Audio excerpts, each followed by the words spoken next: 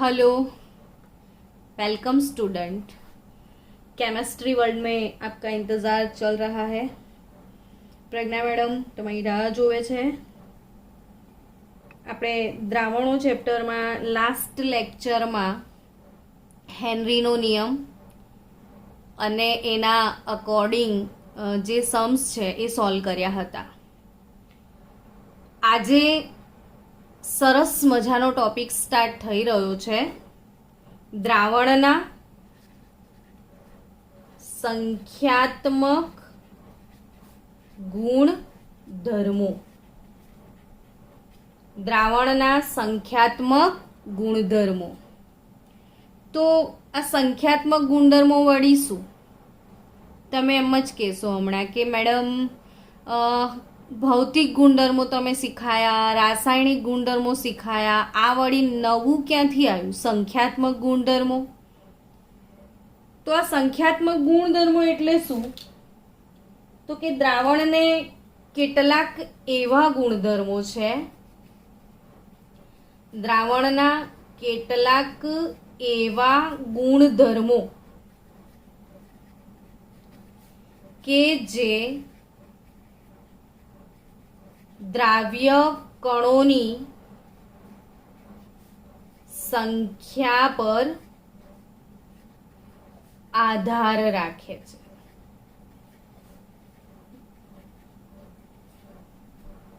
કેટલાક એવા ગુણધર્મો કે જે દ્રાવ્ય કણોની સંખ્યા પર આધાર રાખે, મતલબ જે ગુણધર્મ કણની સંખ્યા પર આધારિત છે એ સંખ્યાત્મક ગુણધર્મ। જેમ કે ઉદાહરણથી સમજીએ આપણે। દાખલા તરીકે તમારી પાસે 1 મોલલ NaCl, 1 મોલલ barium chloride, 1 મોલલ FeCl3, 1 મોલલ K4FeCN6 ના દ્રાવણ છે। કોઈ દ્રાવકમાં દ્રાવ્ય ઓગાળીએ ત્યારે દ્રાવણ બને, પણ આ દ્રાવણના જે ગુણધર્મો છે એકબીજાથી જુદા જુદા હોય એનું કારણ તેમાં રહેલા સંખ્યા કણો છે। દેખીતી રીતે જો તો આ જેટલા પણ દ્રાવણો છે એની મોલલ સાંદ્રતા બધાની કેવી છે? સમાન। એટલે એવું લાગે કે સમાન સાંદ્રતા વાળા દ્રાવણો છે ને આ તો, બટ એકચ્યુઅલી ભલે સાંદ્રતા સમાન છે તો પણ કણની સંખ્યા પ્રમાણે જોવા જાઓ તો NaCl, Na+, Cl- એટલે કણની સંખ્યા 2 થાય છે। બેરિયમ ક્લોરાઇડની વાત કરીએ તો બેરિયમ 2Cl- કણ સંખ્યા 3 છે। Fe3 3Cl- કણ સંખ્યા 4 છે। અને K4 FeCN6 -4 આ 4 પોટેશિયમ અને આ ઋણ આયન કુલ 5 કણ છે। એટલે અહીંયા કણની સંખ્યા 2, કણ 3, 4 અને આ 5। જો દરેકમાં સંખ્યા કણો અલગ અલગ છે। જો 1 મોલલ ગ્લુકોઝ કે સુક્રોઝ લઉં છું તો ગ્લુકોઝ કે સુક્રોઝ એ દ્રાવણમાં એક કણ તરીકે જ અસ્તિત્વ ધરાવે છે, એક જ કણ। આ બધા MCQ આના આધારિત બહુ બધા દ્રાવણો ચેપ્ટરમાં હશે બાળકો। તો જ્યારે આપણે આના MCQ સોલ્વ કરતા હોઈએ ત્યારે કણની સંખ્યા ગણતા આવડવું જોઈએ। એટલે કણોની સંખ્યા ગણવું બહુ મહત્વનું છે। અને હવે નસીબદાર છો कि वीडियो है तुम्हारी पास, तो वॉट एवर यू वॉन्ट आपको जितनी बार देखना है उतनी बार आप देख सकते हो। એટલે વારે વારે રિવાઇઝ કરશો તો આવડી જશે। NaCl માં 2 કણ, બેરિયમ ક્લોરાઇડમાં 1 બેરિયમ, 2 ક્લોરાઇડ 3 કણ, 1 Fe 3 ક્લોરીન 4 કણ અને આ 5 કણ છે। ગ્લુકોઝ સુક્રોઝ એક જ કણ તરીકે અસ્તિત્વ ધરાવે. તો અહીંયા આ જે દ્રાવણો છે એમાં કણોની સાંદ્રતા, કણોની સંખ્યા જુદી જુદી છે ને કણોની સંખ્યાના આધારે સાંદ્રતા બદલાતી હોય. એટલે આ દ્રાવણમાં 2 કણ છે તો 2 ગુણ્યા 1 એટલે આની સાંદ્રતા 2 મોલલ ગણાય. આની સાંદ્રતા કણોના સંદર્ભમાં 3 મોલલ, આ 4 મોલલ અને આ 5 મોલલ સાંદ્રતા ગણાશે. આમ કેટલાક એવા ગુણધર્મો કે જે કણોની સંખ્યા પર આધાર રાખે છે, એવા ગુણધર્મોને આપણે શું કહીએ છીએ? સંખ્યાત્મક ગુણધર્મ. તો આપણે આમ સળંગ જોવા જોઈએ તો આ લોકોના સંખ્યાત્મક ગુણધર્મ 2:3:4:5 ના પ્રમાણમાં રહેશે. હવે આપણે આ સંખ્યાત્મક ગુણધર્મો ઓકે સમજમાં આવી ગયું કે સંખ્યા પર આધારિત છે, પણ કયા એવા ગુણધર્મો છે જે સંખ્યા પર આધારિત છે એનું નામ તો બતાવો. તો એમાંનો પહેલો ગુણધર્મ આજે આપણે ભણવા જઈ રહ્યા છીએ, બાષ્પ દબાણ. કયો ટોપિક ભણવા જઈ રહ્યા છીએ આપણે? બાષ્પ દબાણ. પહેલા તમને કહી દઉં કે કયા કયા ગુણધર્મો સંખ્યાત્મક ગુણધર્મો છે. તો એક બાષ્પ દબાણ, બીજું ઉત્કલન બિંદુ ઉન્નયન, ત્રીજું ઠાર બિંદુ અવનયન અને ચોથું અભિસરણ દબાણ. તો આ જે ગુણધર્મો છે બાષ્પ દબાણ, ઉત્કલન બિંદુ ઉન્નયન, ઠાર બિંદુ અવનયન અને અભિસરણ દબાણ એ સંખ્યાત્મક ગુણધર્મમાં આવે છે. હવે એમાંથી આપણે ફોકસ કરીએ બાષ્પ દબાણ પર. આ બાષ્પ દબાણ એટલે શું? તો એક જ શબ્દમાં એનો મતલબ આવડી જાય એવો છે કે બાષ્પ દ્વારા ઉત્પન્ન થતું દબાણ. બાષ્પ દ્વારા ઉત્પન્ન થતું દબાણ જેને બાષ્પ દબાણ કહેવાય. બાષ્પ દ્વારા ઉત્પન્ન થતું દબાણ. તમને ખ્યાલ છે કે દબાણ એટલે શું? આપણે ઘણી બધી વાર દબાણ દબાણ દબાણ એવું ટર્મ બોલતા હોઈએ છીએ પણ સમજતા નથી હોતા. સમજો કે દબાણ એટલે શું? તો કે આ કોઈ પણ વાયુ પાત્ર છે, કન્ટેનર્સ. તમને ખબર છે કે વાયુને તમારે કોઈને કોઈ ક્લોઝ વેસલમાં સ્ટોર કરવો જ પડે, નહીં તો એ તો ઉડી જાય. હવે સપોઝ આમાં તમે વાયુ ભરેલો છે તો બધાને ખબર છે કે વાયુના કણો સતત ગતિમાં હોય છે.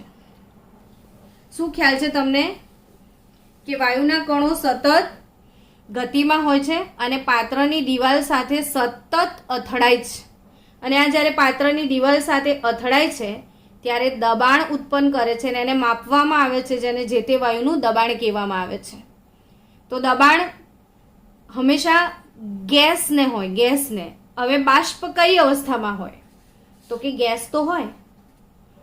તો હવે બાષ્પ અગર ગેસ છે તો એના દ્વારા દબાણ હશે જ, ઉત્પન્ન થશે જ. એટલે બાષ્પ દ્વારા ઉત્પન્ન થતા દબાણને શું કહેવાય છે? બાષ્પ દબાણ. હવે સમજીએ કે બાષ્પ દબાણ, બાષ્પ અને વાયુમાં ફરક છે. કોઈ પ્રવાહી પદાર્થની વાયુ અવસ્થામાં રૂપાંતર એને બાષ્પ કહેવાય. તો અહીંયા દરેક પ્રવાહીને એક લાક્ષણિક ગુણધર્મ છે. શું? તો કે પ્રવાહીની લાક્ષણિકતા છે દરેક પ્રવાહી બાષ્પશીલ હોય છે. દરેક પ્રવાહી કેવું હોય છે? બાષ્પશીલ હોય છે. દરેક પ્રવાહી બાષ્પશીલ હોય એટલે કોઈ પણ પ્રવાહીની અંદર એની બાષ્પ હોય જ. જેમ કે તમે હમણાં એક તપેલી છે, એમાં તમે પાણી ભરી દીધું છે, તો એ જે તપેલી છે એમાં પાણીની બાષ્પ પણ હાજર હશે જ. કેમ કે એ જે પ્રવાહી છે એના કેટલાક અણુઓ કે જે વધારે ગતિમાં હશે એ બાષ્પમાં રૂપાંતર પામ્યા હશે. એટલે હવે કોઈ પણ પ્રવાહી હોય તો એમાં એની બાષ્પ હોય જ. હવે સમજો આગળ કે દરેક પ્રવાહીમાં એની પોતાની બાષ્પ હોય જ, તો આપણે એ જે તે પ્રવાહીની બાષ્પને એક પર્ટિક્યુલર દબાણ હોય, એટલે જે તે પ્રવાહીને પોતાનું એક બાષ્પ દબાણ પણ હોય છે.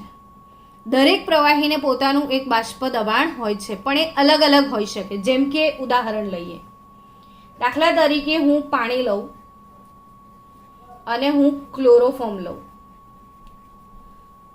અથવા તમે સ્પિરિટ જોયું હશે કે ડૉક્ટર પાસે સ્પિરિટ હોય, એ સ્પિરિટનું પૂમણું લઈને સ્કિન પર ઘસે ત્યાં સુધીમાં એ સ્પિરિટ ઉડી ગયું હોય.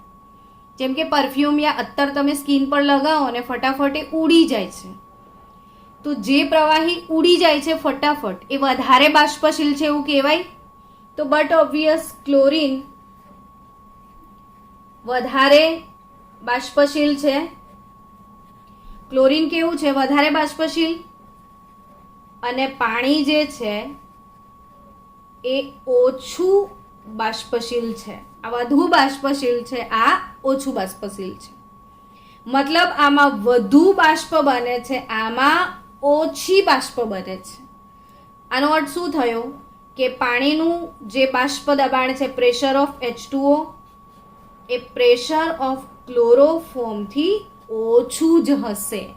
કેમ કે આ વધારે બાષ્પશીલ છે, આ ઓછું બાષ્પશીલ છે. આમાં ઓછી બાષ્પ હશે, આમાં વધારે બાષ્પ હશે. એટલે પાણીનું બાષ્પ દબાણ ક્લોરોફોર્મના બાષ્પ દબાણ કરતાં હંમેશા ઓછું હશે. તો અહીંથી આગળ વધીએ આપણે કે આ બાષ્પ દબાણ કેવી રીતે માપવાનું.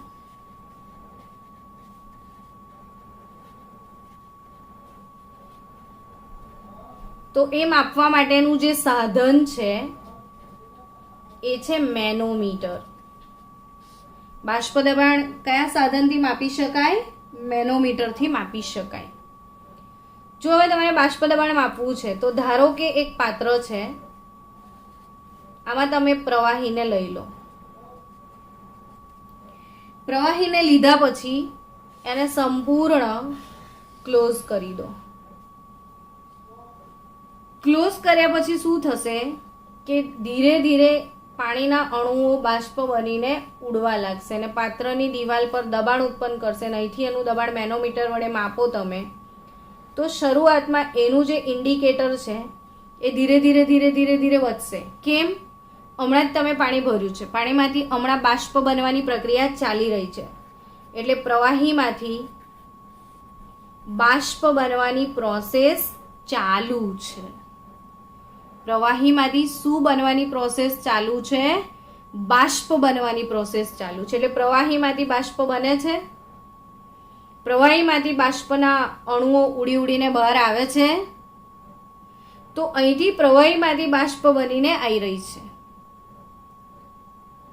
હવે એ સમયના ડ્યુરેશનમાં જેમ જેમ સમય જશે તેમ તેમ પ્રવાહીમાંથી બાષ્પ બનતી જઈ રહી છે. એટલે આ જે ઇન્ડિકેટર છે એ આમ મૂવ થતો જશે. ધીરે ધીરે બાષ્પ દબાણમાં વધારો થાય છે. હવે આ જે બાષ્પના અણુઓ છે એ સતત પાત્રની દિવાલ સાથે અથડાય છે, સતત અથડાય છે અને દબાણ ઉત્પન્ન કરે છે. પણ આ જે ક્લોઝ વેસલ છે એટલે એને બહાર જવા મળતું નથી. અર્થાત પાણીના અણુઓ ઢાંકણને કહે છે મને બહાર જવું છે, જવા દે જવા દે જવા દે, પણ ઢાંકણ એવું કહે છે નહીં જવા દઉં, નહીં જવા દઉં, નહીં જવા દઉં. એક લેવલે એ અથડાઈને થાકી જાય છે. એટલે પછી એ પોતાની ઉર્જા ગુમાવે ને ફરીથી બાષ્પના અણુઓનું રૂપાંતરણ પ્રવાહીમાં થવા લાગે છે. એટલે ઇન્ડિકેટર જે આગળ આવ્યું તે ફરીથી આમ ઘટવા લાગશે. એક લેવલ આવશે કે આ બંને વચ્ચે સંતુલન સ્થપાશે. એટલે પ્રવાહીમાંથી બાષ્પ બનવાનો વેગ ને બાષ્પમાંથી પ્રવાહી બનવાનો વેગ સમાન થાય છે. ત્યારે આ ઇન્ડિકેટર બિલકુલ ખસે નહીં, એક જ જગ્યાએ સ્ટેડી થઈ ગયું. અર્થાત કે બાષ્પ દબાણ અચળ બને છે અને એ જ સમયનું જે બાષ્પ દબાણ છે એને જે તે પ્રવાહીનું બાષ્પ દબાણ કહેવામાં આવે છે.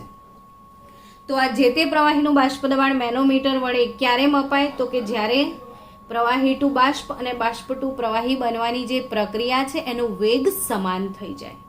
તો આ રીતે દરેક પ્રવાહીના બાષ્પ દબાણ માપી શકાય છે.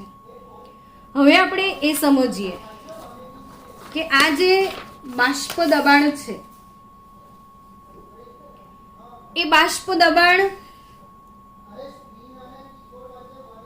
પર શું અસર થાય છે એની ચર્ચા કરીએ કે બાષ્પ દબાણ પર કયા પરિબળોની અસર થાય છે. બાષ્પ દબાણ પર અસર કરતા પરિબળો. તો બાષ્પ દબાણ પર અસર કરતા પરિબળો કયા કયા છે એ સમજવા જેવા છે. તો બાષ્પ દબાણ પર સૌથી વધારે અસર જો કોઈ કરતું હોય તો એ છે એ પ્રવાહીનો સ્વભાવ.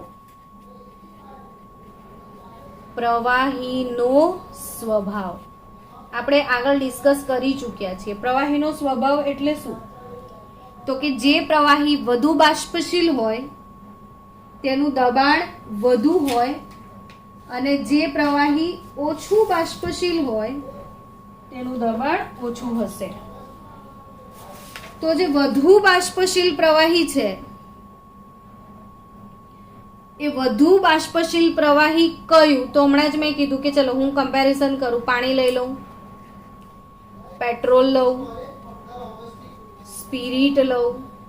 તો કમ્પેરિઝન કરો. ચલો પાણી ને પેટ્રોલ લઈએ તો પાણી ને પેટ્રોલની કમ્પેરિઝનમાં કોણ વધારે બાષ્પશીલ છે? તો તમે બોલી જ જશો હમણાં, પેટ્રોલ. તો આ વધારે બાષ્પ બનાવે છે તો એનો બાષ્પ દબાણ બી વધારે હશે. એટલે બાષ્પ દબાણ ઓફ પેટ્રોલ ગ્રેટર દેન બાષ્પ દબાણ ઓફ પાણી. તો બીજું પરિબળ કયું છે? તો બાષ્પ દબાણ પર અસર કરતું બીજું અગત્યનું પરિબળ જે છે એ છે તાપમાન. કયું પરિબળ છે? તાપમાન. તો કે તાપમાનની કેવી અસર થશે એના પર?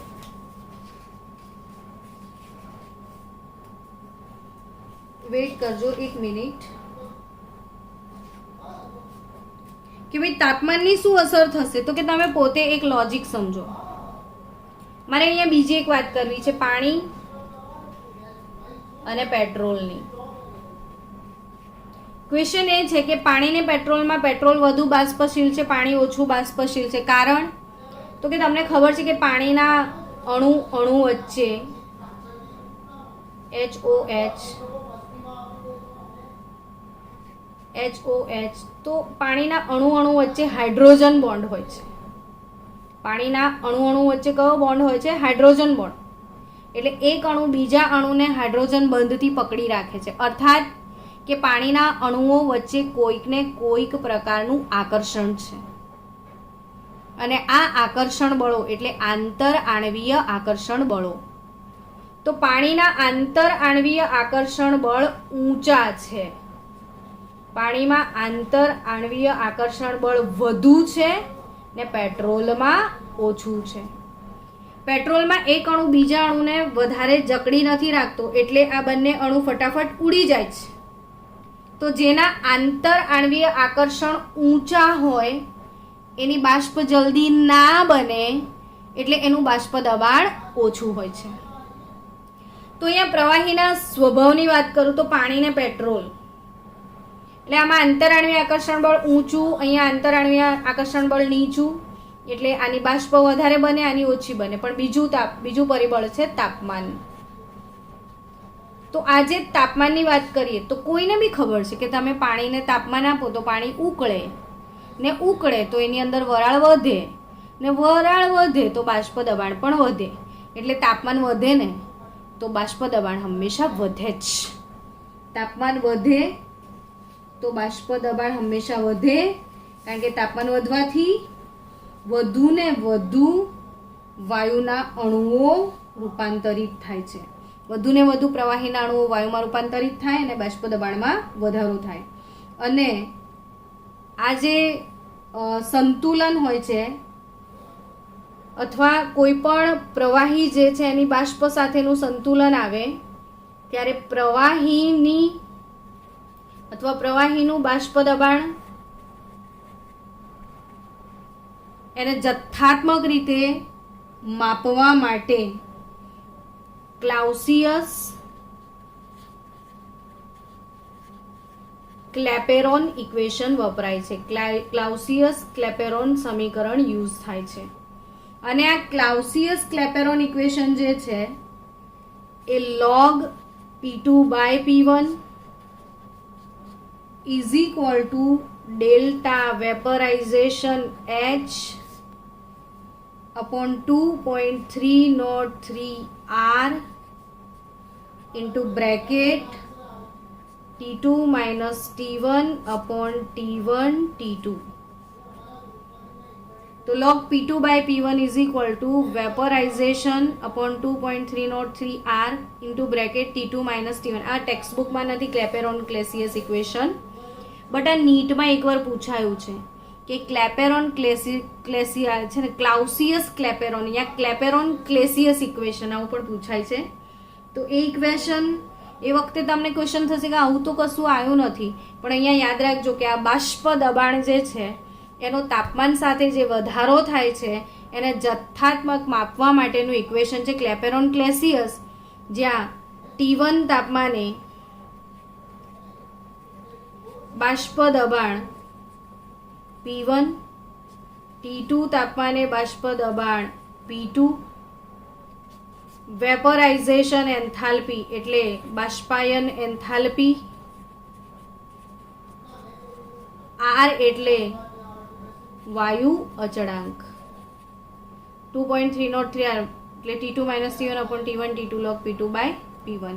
તો આ છે ક્લેપેરોન ક્લેસિયસ ઇક્વેશન, ટેમ્પરેચર જોડે એની ઇફેક્ટ આપી છે. હવે આપણે નેક્સ્ટ વિડીયોમાં રાઉલ્ટ્સ લો ફોર વોલેટાઇલ સોલ્યુટ ભણવા જઈ રહ્યા છીએ.